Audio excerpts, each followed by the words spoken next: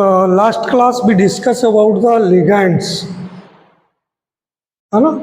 तो ligands type of denticity on the basis of denticity, classification on the basis of denticity आपको last class में study की थी, right? तो इसमें ये आपने monodentate, bidentate, tridentate, polydentate, chelating ligands, these ligands you study now. Now two types more ligands, that is flexident ligands. Flexident ligands are the ligands whose have the flexibility to from where anywhere to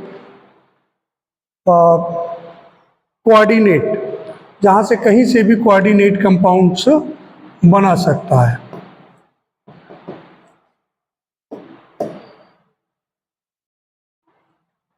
right? Just like this one,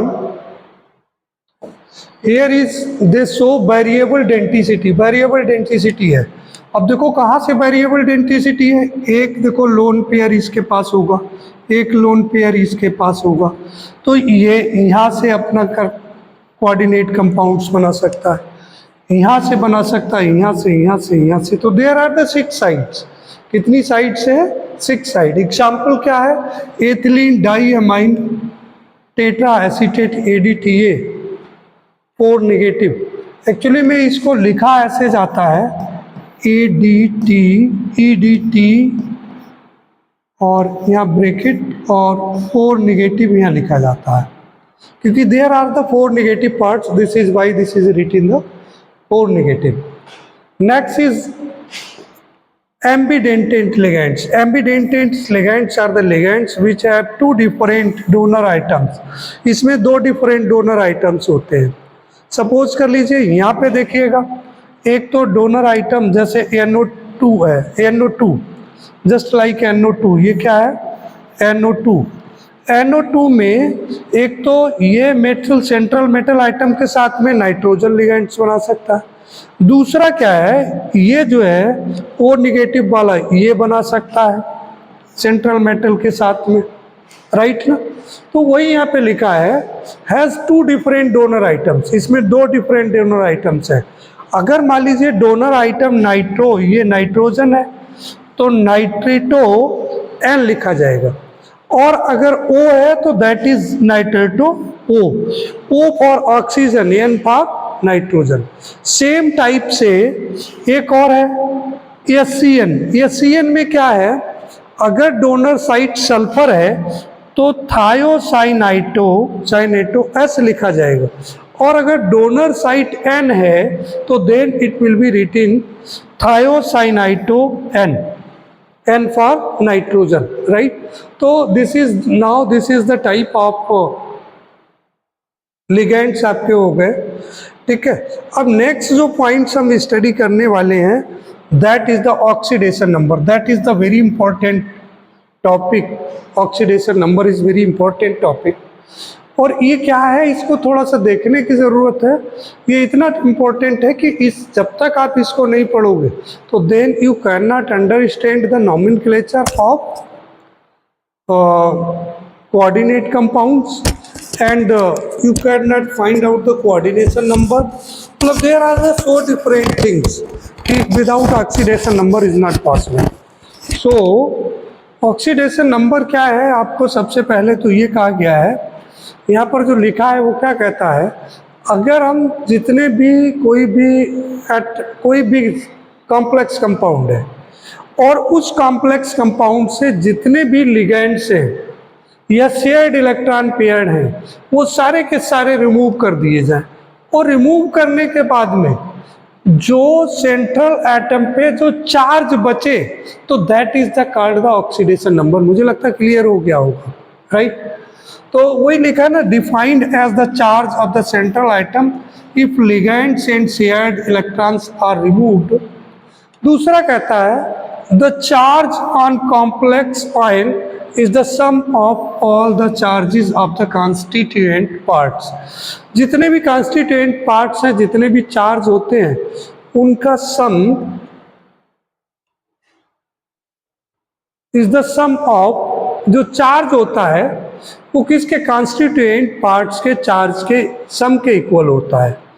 the sum of all charges of the constituents is equal to 0 if complex is neutral. अगर neutral complex है तो उसमें जो charge होगा, total charge जो equal होगा, जो sum of the charges होगा, दैट विल बी 0, राइट।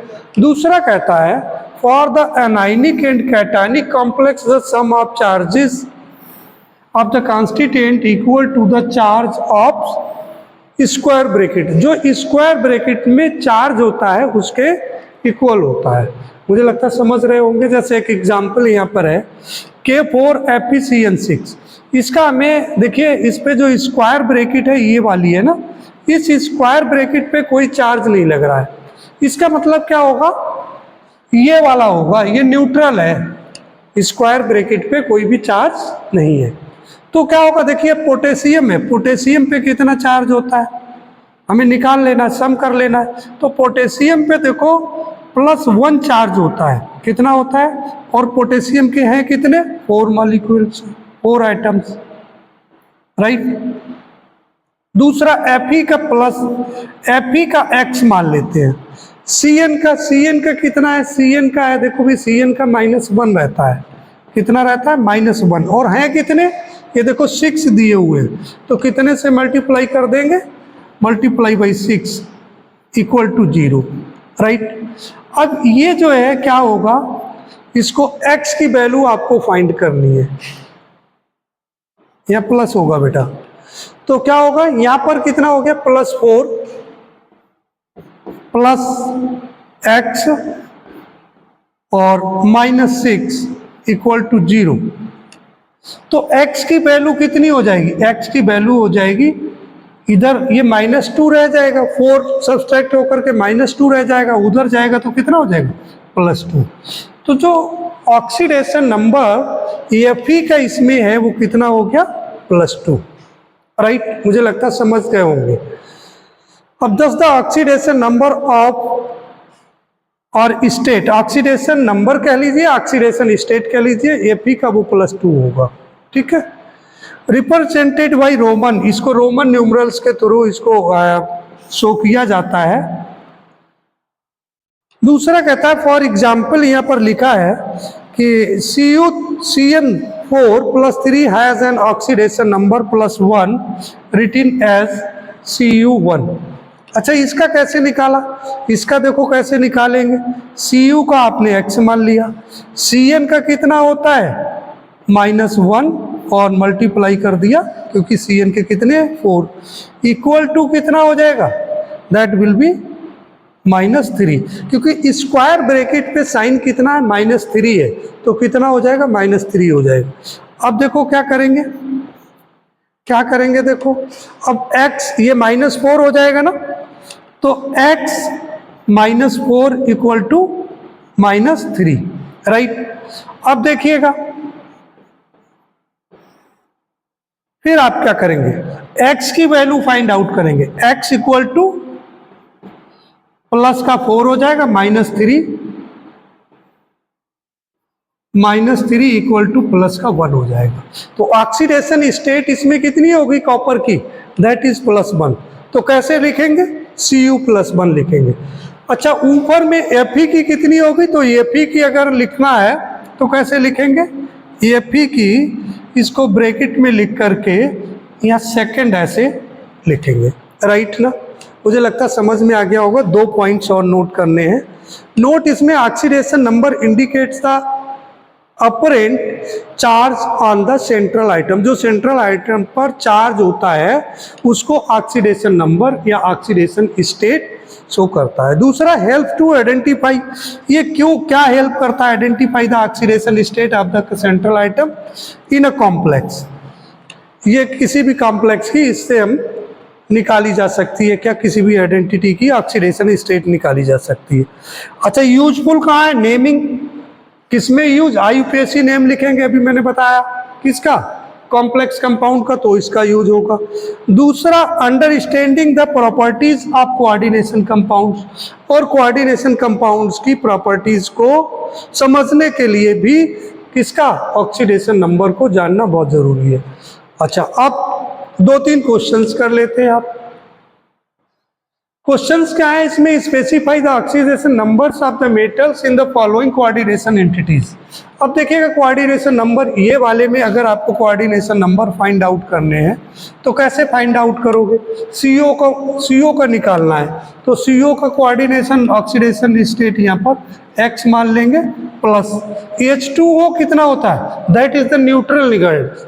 जितने भी न्यूट्रल लिगेंड्स होते हैं उनका सबका जो चार्ज होता है दैट इज 0, तो कितना हो जाएगा, ये 0 हो गया, प्लस Cn का -1 हो गया, एक ही है तो -1 हो गया। फिर कितना हो गया, En भी न्यूट्रल लिगेंड्स है तो इस पे कितना हो जाएगा, that is also 0, equal to इस पे चार्ज कितना है, 2 पॉजिटिव का है तो इक्वल टू +2, राइट। अब देखो दूसरा, X इधर कितना हो गया, X -1 इक्वल टू +2। तो अब इसको अगर हम फाइंड आउट करेंगे तो X की वैल्यू इक्वल टू +3। सही हो गया, समझ आ गया। आप ऑक्सीडेशन स्टेट इस टाइप से निकाल लेंगे। PtCl2 निगेटिव, ठीक है, PtCl2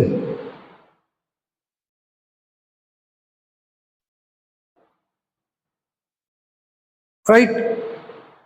इसी टाइप से ये देखो PtCl में निकाल लिया आप तो कितना हो जाएगा, PT का आपका कितना हो जाएगा, देखो बेटा, दैट विल बी X और Cl का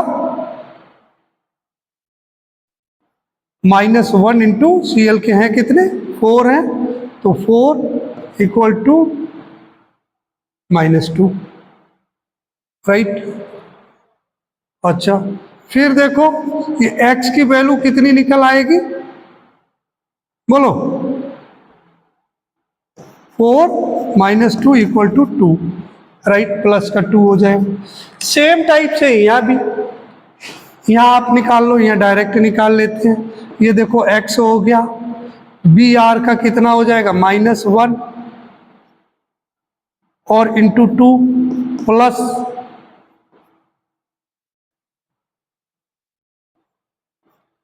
देखो कितना, En का 0 हो जाएगा, इक्वल टू, ये प्लस साइन दिया गया है इसका मतलब +1 है ये, राइट ना।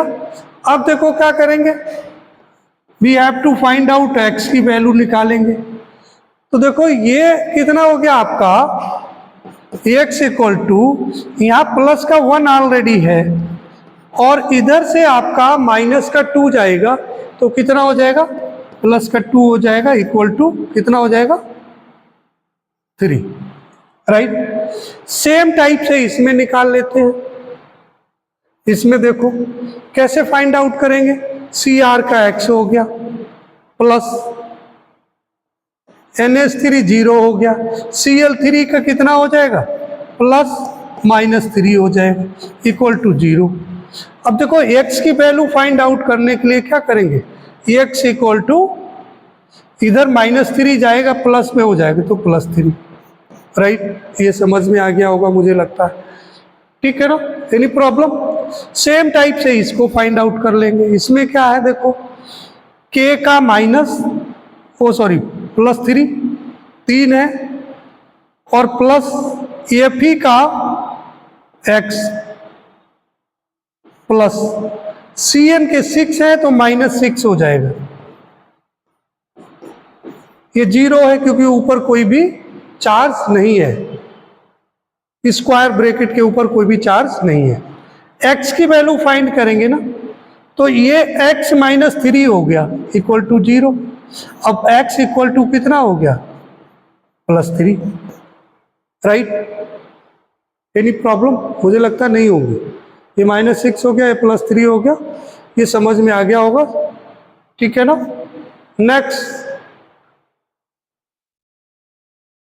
नेक्स्ट क्लास में करते हैं और नेक्स्ट क्लास में वी विल स्टार्ट द, क्या स्टार्ट करेंगे, nomenclature of coordination number compounds, और ये बहुत इंपॉर्टेंट है।